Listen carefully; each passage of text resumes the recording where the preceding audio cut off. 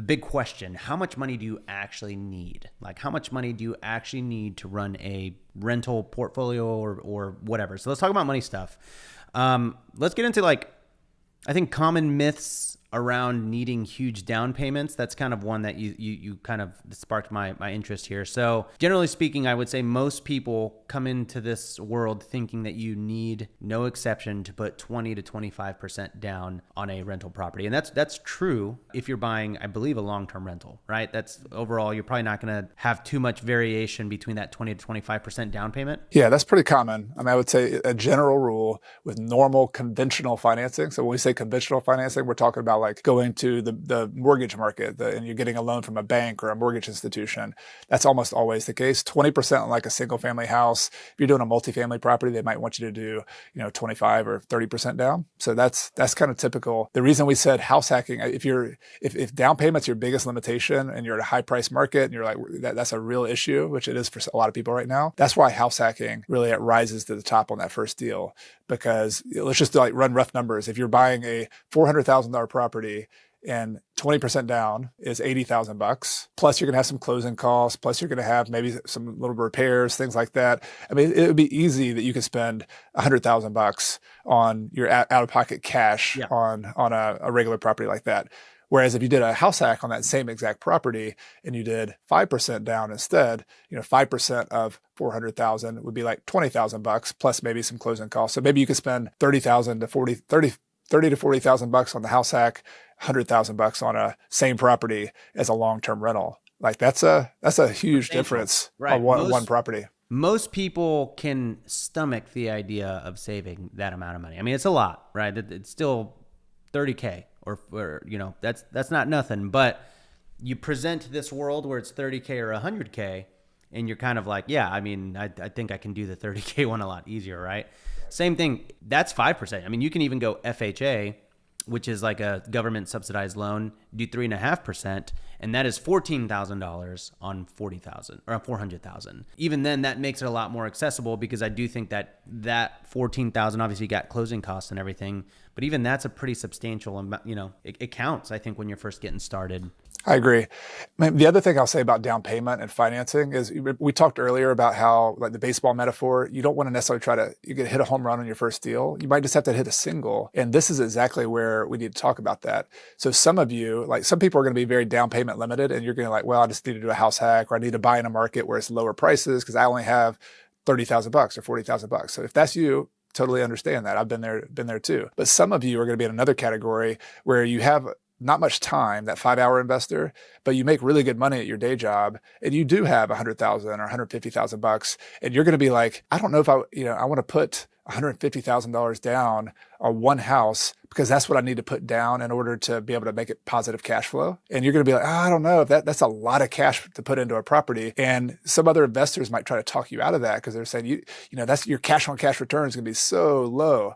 And what I would say to you is on your first deal, I would worry less about getting like this astronomical return on your investment or a cash on cash return and more about the safety of the deal. And that's why we said earlier, just you always want to have a positive cash flow. So I think in today's market, 2026, this is really important. As interest rates are higher than they were 3 or 4 years ago, sometimes you're going to have to put even more money down in order to make that property have a positive cash flow, especially on a long-term rental. Yeah. Short-term rental might be a little bit different, but on a long-term rental, don't be afraid if you have the capital to do it, or if you have a partner or somebody can help you do it. On your first deal, just get your foot in the door. You could always refinance it later. You could sell the property later. But I think so many people sit on the sidelines because they try to get this perfect return on investment instead of just getting a deal that's in a good location, that's safe, and then just kind of move forward from there. Yeah, that is one of the harsh realities is that if you want to have positive cash flow, you might have to bring more money to the table. So if that's the case, this 3.5-5% strategy probably not going to work. And also, just to be clear, when we say that 3.5 to 5% strategy,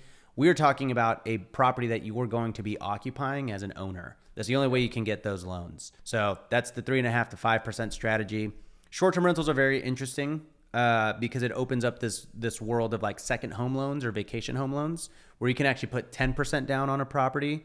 There's some rules and some stipulations that you have to follow in order to do that. So basically, like if you want to have a second home loan, you have to basically occupy the property for like two weeks out of the year, I believe. And that's most talk to your mortgage broker about it, but that's usually kind of like the threshold for being able to rent it out on Airbnb is that you have to personally stay there for 2 weeks out of the year. That would open up a 10, sometimes 15% down payment option. And then outside of that, pretty much every rental is going to be 20 to 25%. And those would just be investor loans or DSCR loans, debt service coverage ratio loans. So you have options out there. That's the down payment side of things.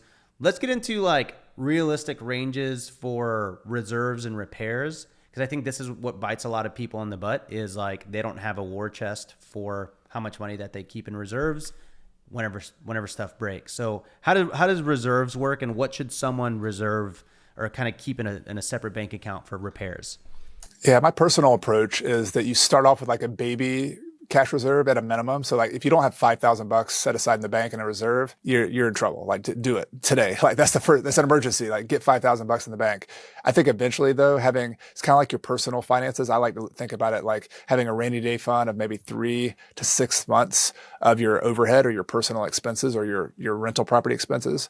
So I would take my mortgage payment, taxes, insurance, maintenance costs, figure out what you kind of estimate your cost on the property, your hard costs, and then multiply that times a minimum of 3, maybe even 6. So if I had like a $1,000 was my total payment, plus tax, then I had $500 in other expenses, that'd be $1,500 times 3. That's $4,500. Or if I wanted to get to 6 months, that'd be $9,000. So that's kind of a rough number that I think the main point is like being precise is maybe not as important. It's just having some cash set aside. I think the worst thing that could happen is you start growing your portfolio, you get 1 or 2 properties, and then you run out of cash because you have a $10,000 roof has to be replaced and you're having to go borrow a bunch of money on a credit card or something at 20% interest to do a roof repair. Like that's not where you want to get. You're kind of moving backwards. Instead, you want to plug some cash into your equation up front, whatever that makes you comfortable, but just make sure you have something set aside. You subscribe to any kind of like CapEx ratio? Like I always hear that like you want to set aside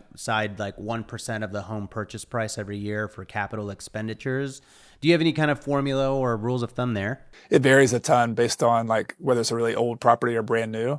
I think as long as you're setting something aside for capital expenses. Capital expenses are those big, the roof's going to go, even if you have a house where the roof's working fine right now, if it's 15 years old, 10 years from now, it's going to go dead, or the heating and air, or the hot water heater, those big expenses. They don't happen every day, but when they do, they cost thousands of dollars.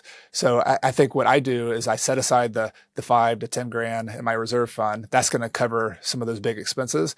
But then when I'm underwriting, when I'm doing my numbers on the deal, I do include a CapEx and a maintenance expense. And I find most new investors forget about those things. They're like, oh, the numbers work. Look at this. And I'm like, nope. You forgot CapEx, you forgot maintenance. And, I'll give you an average number on some of my properties for the last 15, 20 years. I had like about 15% of my rent in my market in Clemson, South Carolina, went to CapEx and maintenance together.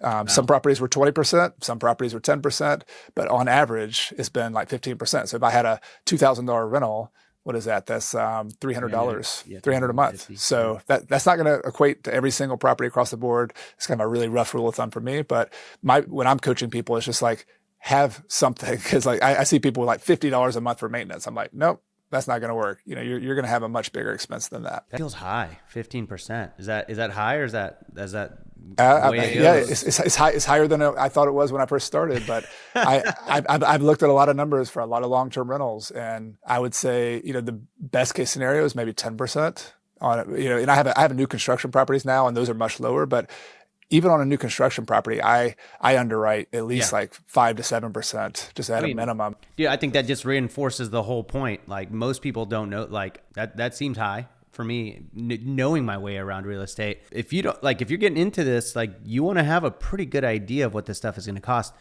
Don't just like run your own numbers. Talk to other real estate investors in your market. Like I have the 3 C's. It's calculate, corroborate, and comp, calculate, corroborate. So comp out properties in your area, calculate how much you're going to make, and then corroborate it, meaning go out and actually speak to someone in your market to learn the nuances of that market. Because you might find out that in a market like Gatlinburg, Tennessee, it snows, every so often, and you got to build in, snow plowing, which can be a couple $1,000s a year. If you weren't really planning for that, for a lot of people, that could be a pretty large chunk of your profit. So you just want to make sure, talk to someone in your market, right? Because I'm sure there are nuances where you live, what you're talking about, that may factor into that 15%. That may not necessarily be present in Houston, Texas, but in Houston, Texas, your insurance is going to be a lot higher because of hurricanes. So you just want to make sure that you're like always trying to get in the room with another investor if you can, to just like pick their brain a bit.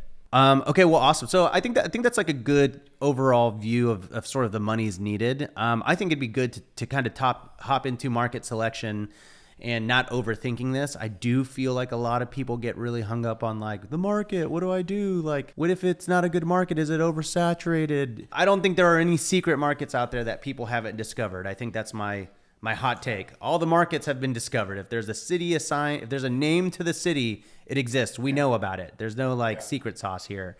So for you, like when you're investing in a new market, do you have a philosophy of staying in your backyard? Do you care where you invest? Like, how do you approach that? I think in an ideal world, you would invest in your backyard, but that's not realistic for everybody. Like I live in South Carolina. I grew up in Atlanta. So those are two those are like markets where you can find rental properties that make sense on a long-term rental. But here's my philosophy on picking a market, because I work with a lot of people who are in California and New York, and they're not going to buy a property in Manhattan that's going to make sense. I think about it like a solar system. So think about the solar system as you have a sun and you have these little planets that are kind of going around the sun. And I think the thing you're looking for in a market is look for a pretty hot economic sun. So you want to go to a big metro area. Atlanta's an example. Houston, Texas is an example. Dallas, Texas. New York City is a really big sun. But there's also smaller cities. I live in near Greenville, South Carolina. It's a city of 150,000 people. It's a small city, but it's got its own gravity. It's got BMW. It's got some Clemson University nearby. So start with a place that has a dynamic economy with multiple things going on, the reasons people will live there. Because when you rent properties, you're looking for people with jobs. That's the bottom line. And if there's jobs and an economy and it's dynamic and it looks like it'll be good over the next 10 to 15 years, that's the economic sun. But then I like to go and look for little satellite cities outside of the economic sun. So in Atlanta, I grew up in Noonan, Georgia. It's about 30 miles southwest of Atlanta, and it's a great rental market. That doesn't mean it's automatically like the most affordable place, but it's you have the benefit of the economic sun, but you have a little bit more affordability and livability in the suburbs of a city. And so you can find these little pockets of kind of satellite cities where it's still got its own little gravity and it's a cool place to live, but it's got the benefit of the economic sun. And you try to find a match where the price makes sense for your down payment. So if you have $100,000 to invest, you can kind of work it backwards and say, I can afford this market. Or if you only have $50,000 to invest, you might need to look at a different market where prices are at a different stage, but the process is still the same. I do like investing in your backyard if possible. I don't think it's always possible, especially because, like a lot of where I got started was California, and I feel for anyone in California who wants to get into real estate. It's a very hard place to do it just because it's expensive there. I think ultimately what I try to remind people when you're doing long distance investing is, it's a very simple phrase, who, not how. Like, who is going to manage your property? Who's going to fix things? Who is going to make sure that your property is like being attended to? Not how am I going to do it? Not how am I going to fix the leaky roof? So I think ultimately when you're looking at markets, just understand you're going to have to hire a team no matter what, whether the market is an hour away or 5 or 10 hours away. I guess the only time you wouldn't need to hire a team is if you live directly, like very close to it, and you want to be that person that's going by. But I think market selection is one of those things that, for me, I think find a market that works for you, whether it's price, whether for short-term rentals, like if you want to invest somewhere where you like to vacation, like that's always like a selfish reason, right? I travel to Destin every year. I want to buy a short-term rental in Destin. Great. Do that. We know that's like a good market. Just understand that at the end of the day, you do need that team that's going to have your back, because it's not like, for me, I try to remind people, like, I've got so many properties around the country. If any of them were to burn to the ground today, I'm not flying there. Like, I'm not going to fly there and like put the fire out with the hose. Like, I got to call the firefighter no matter what. And even then, like, am I going to actually fly there to see the house burn down? Probably not. Probably going to like have my contractor or someone on my team go take photos. I'm going to submit insurance claims from afar. So it's like, I think a lot of people just really build up this idea that they have to be like so close to the property. Yeah, it's something, if you start off doing it yourself, cool. But I think there's some benefits to that. But don't feel like I'm not a handy person. So for those of you out here who like can't fix anything and are not handy, like That's me. Like I'm good at spreadsheets. I'm good at talking to people, but you don't have to be that person to be a real estate investor. It helps if you do have that. That's awesome. And that could be a skill you use, but there's a variety of ways you can attack this. Hey, by the way, if you liked this conversation, I've got good news for you. There's way more where that came from. If you want to watch the whole thing, click right here.